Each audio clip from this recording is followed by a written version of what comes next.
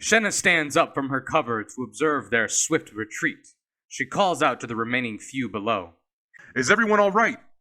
Pull the wounded back into the bar. Get them a drink and bandage those burns. Everyone else, stand firm. Shenna winces again, her balance suddenly being thrown off by her standing suddenly. She had lost no blood, but the pain of her wounds was starting to hit her.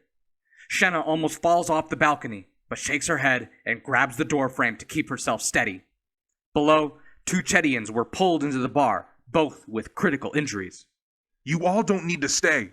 You may run home to your families. I know everyone here has one.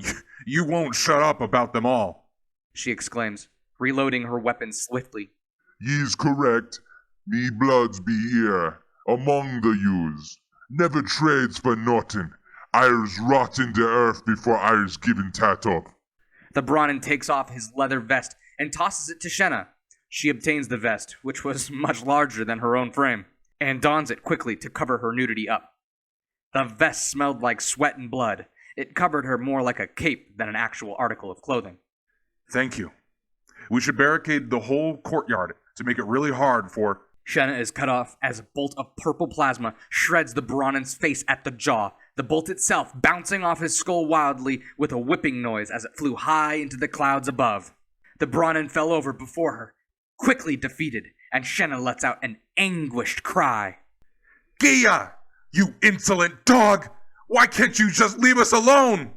She ducks behind cover just as bolts ripped up her current holding space. She makes a dive outwards and onto the ground just as her previous cover disintegrates from the sheer volume of fire. Shenna stumbles over her companion's corpse, losing her grip of her rifle and eating a mouthful of sand. Shenna of Tumarin Village, your time is up. Your idea dies here, and the Empire will stand over your corpse. Every new kingdom is built on 1,000,000-fold of the dead, is it not? Be glad you'll at least be remembered in history. And so will I.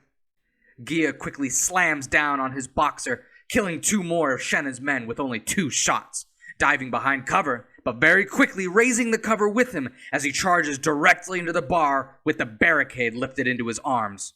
Bolts bounces and chipped off the wooden crates, but Gia was safe and sound as he charged right into the front of the door.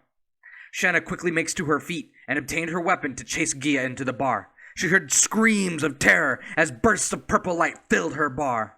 No! They are wounded! Stop, Gia! Jenna shouts at the top of her lungs. One of her militiamen stumbled towards her, seemingly confused. Shenna quickly discovers his entire back was a charred mess, holes dotting everywhere. He was dead before he realized it. She looks towards the bar, and Gia was sitting on a bar stool, awaiting Shenna with an open seat right next to him. And at his feet were dozens of her clients, charred and dying before her. She gently released the one who died on her, sliding him onto a table next to her. Shenna carefully readies her plasma rifle onto her shoulder, keeping her sights on Gia as she marches forward. You monster! Why are you so adamant about stomping out freedom and individuality? These were good people, with good hearts in their chests. My people! Shenna shakes her rifle at Gia, who simply takes a small swig of the ale left at the bar stand. Change must be forced, or it will never happen at all. It's always been about leadership, not control, so I don't know why you're putting up such a fight. Gia stands up and aims his boxer at Shenna, slowly making a circle around her. Change must also be accepted. Without even agreeing, you've already slaughtered half the village.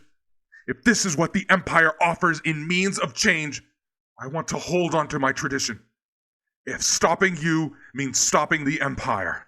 She steals her focus, making a circle around Gia as well. You can never stop the Empire. Gia's intimidating dead stare pierced Shenna's eyes, and she became scared for the first time since this encounter began. Her hands perspirated, and fear took over her body.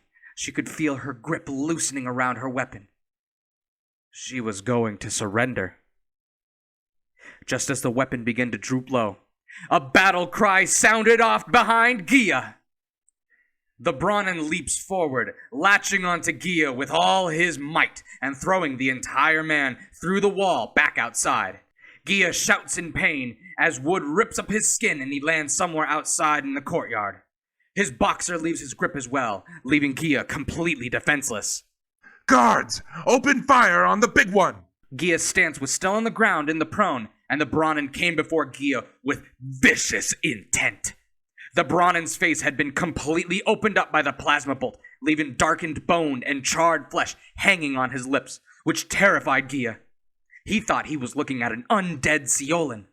Gia kept backing himself up as bolts screamed through the air and impacted the Brahmin's flesh, but the Brahmin kept moving forward through the plasma fire.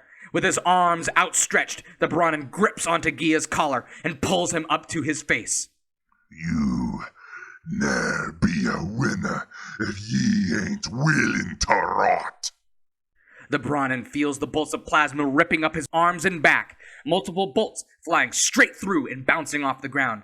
He squeezes tight and turns around to face the wall of blue bolts, with Gia still in his hands. No, you fools! Cease!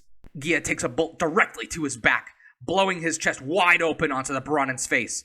Multiple bolts rip through both Gia and the Brahmin even more, completely destroying his broad arms and shoulders until they were both little more than just a pile of cauterized flesh. The Brahmin flops over, completely defeated now, with Gia struggling to make words through his destroyed throat as his life slipped away slowly. Gia stares at the burning sky and smiles as his final breath left his lips. Gia's other guards quickly made it to the courtyard, observing the faulty on their part. We've killed him. One of the guards muttered. With silence in the courtyard, the air was heavy with death and the smell of hot metal, and no one knew what to do next. Everyone, my people, I've defeated the Empire today. If Gia is right, then I am a wanted Saul of the Empire.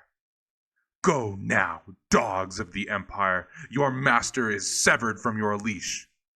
Shenna stands in the doorway of her destroyed bar, blood trickling between her fingers on her stomach. The guards raise their weapons at Shenna, some shaking visibly in their boots. No, I will join you. The representatives, this isn't the first time this has happened. It'll keep happening if we don't stop the Empire now. One of the guards says, lowering his weapons and walking to Shenna's side. The other guards looked confused at each other, lowering their weapons as well slowly and walking to her side. What is our next step, Shenna of Tumarin Village? One guard asks. Shenna winces and grips her stomach. Slowly but surely, the remaining few citizens emerge from their homes and collect in the courtyard, raising their blades and clubs into the air with a mesmerizing cheer mumbling through the crowd. Shenna! Shenna! Shenna! First, we spread the message. The Empire intends death, not unification.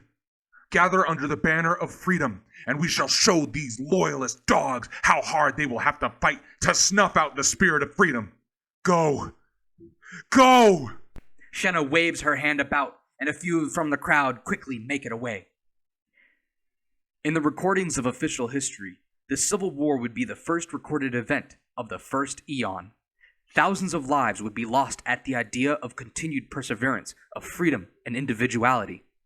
The warrior spirit of all Ceolan demands freedom of person, so it was quite difficult trying to convince many Ceolans to fly under the Empire's banner, especially because of corrupt representatives.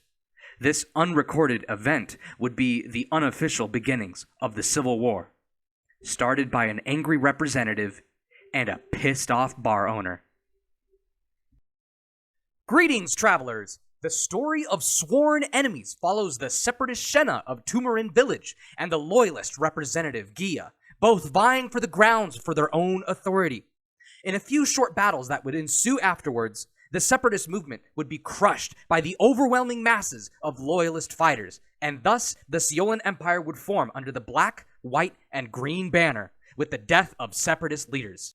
As for Shenna, her legend fades into history, a story told to children to embolden their young spirits. As always, good ventures on your journey, and may we see each other soon.